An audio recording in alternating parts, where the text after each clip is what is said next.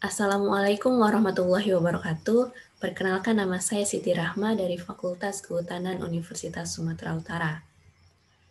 Adapun maksud saya dalam pembuatan video kali ini, saya ingin menyampaikan penyusunan program penyuluhan yang telah saya buat yang ingin saya terapkan di Kota Tebing Tinggi. Jadi sebelum kita masuk ke intinya, saya akan menjelaskan sedikit apa itu potensi wilayah dan potensi wilayah apa yang dapat dikembangkan di Kota Tebing Tinggi. Pengertian potensi wilayah. Potensi wilayah adalah kemampuan suatu daerah yang berupa sumber daya yang dapat diambil manfaatnya untuk dikembangkan sehingga dapat meningkatkan kemampuan wilayah yang bersangkutan. Potensi wilayah merupakan hal yang paling penting terhadap kemajuan suatu wilayah. Apabila wilayah tersebut mempunyai berbagai potensi yang dapat dikembangkan oleh masyarakat sekitar dan bisa dimanfaatkan untuk meningkatkan pendapatan ekonomi, maka potensi tersebut harus tetap dijaga kelestariannya maupun adat istiadat yang ada pada suatu wilayah tersebut. Tujuan dari kegiatan penyuluhan ini adalah untuk memberikan arah, pedoman, dan alat-alat yang dibutuhkan dalam program penyuluhan ini agar mencapai tujuan dari program penyelenggaraan penyuluhan. Manfaat dari program penyuluhan untuk membantu perekonomian Kota Tebing Tinggi dan memberikan bagi bahan pemerintah Kota Tebing Tinggi untuk dapat menyediakan sarana dan prasarana yang dibutuhkan dalam meningkatkan perekonomian Kota Tebing Tinggi. Rencana kegiatan penyuluhan, yang pertama saya menyusun identifikasi potensi wilayah tingkat kota dengan mengumpulkan informasi mengenai Kota Tebing Tinggi. Jadi saya mengumpulkan data-data ini dari BPS Kota Tebing Tinggi. Kemudian saya menyusun materi penyuluhan mengenai manfaat sungai, melaksanakan uji coba, merencanakan demonstrasi penggunaan perahu di Sungai Padang, kemudian melaksanakan temu lapang, dan merencanakan forum penyuluhan di Kota Tebing Tinggi. Kondisi umum Kota Tebing Tinggi. Kota Tebing Tinggi merupakan salah satu dari 7 kota di Sumatera Utara yang memiliki luas 41.000 km kubik. Tebing tinggi beriklim tropis, dataran rendah. Ketinggiannya 26 sampai 24 meter di atas permukaan laut dengan topografi mendatar dan bergelombang. Temperatur udara di kota ini cukup panas, yaitu berkisar 25 derajat sampai 27 derajat Celcius. Sebagaimana kota di Sumatera Utara, curah hujan per tahun rata-rata 1.770 mm per tahun, dengan kelembapan udara 80% sampai 90%. Di tebing tinggi terdapat 4 sungai yang mengalir dari barat menuju timur. Keempat sungai tersebut adalah Sungai Padang, Sungai Bahilang, Sungai Kalembah, dan Sungai Sibaran. Nah, untuk potensi wilayah Kota Tebing Tinggi ini, yang dapat dikembangkan adalah Sungai Padang, sungai yang mengalir di Kota Tebing Tinggi. Sungai Padang merupakan sungai yang besar yang melintasi Kota Tebing Tinggi yang memiliki daerah aliran sungai sekitar 1.001 km kubik. Panjang Sungai Padang sekitar 124.000 km dengan lebar kurang lebih 65 meter yang membujur dari arah barat menuju arah timur, yang terletak di sebelah utara dari bagian pusat Kota Tebing Tinggi. Jadi program yang akan saya lakukan untuk meningkatkan perekonomian Kota Tebing Tinggi adalah menggunakan Sungai Padang sebagai tempat ekowisata, yaitu berupa ekowisata air.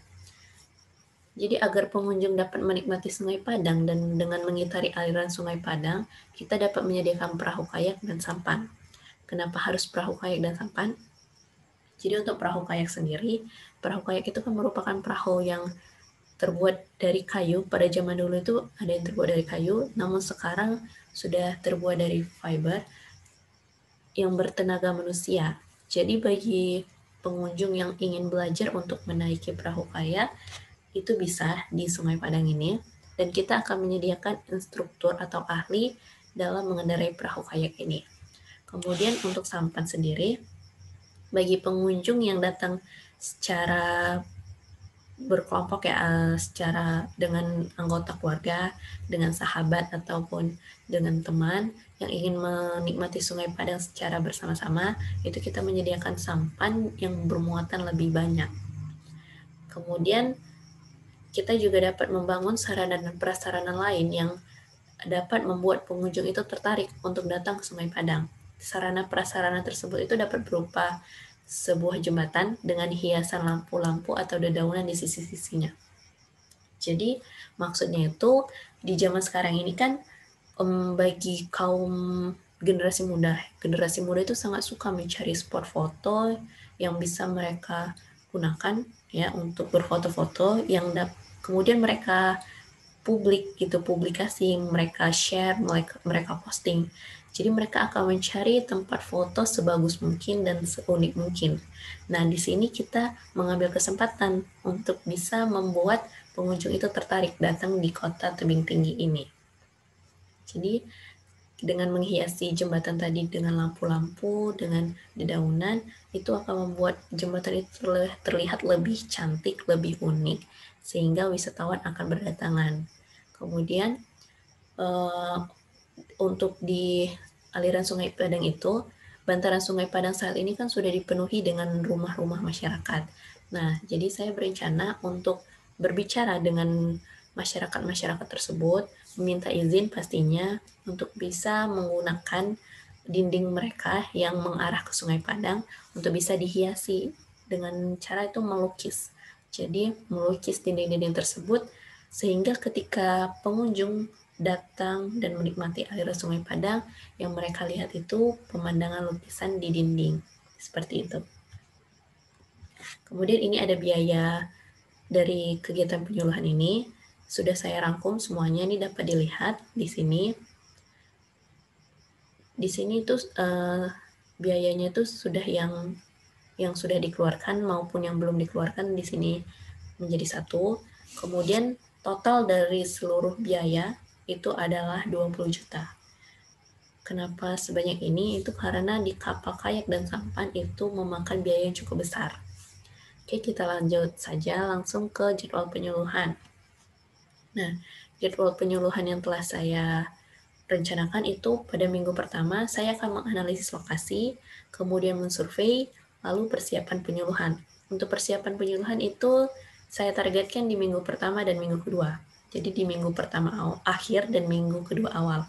Kemudian di minggu kedua itu juga ada kegiatan penyuluhannya, lalu evaluasi dan pelaporan.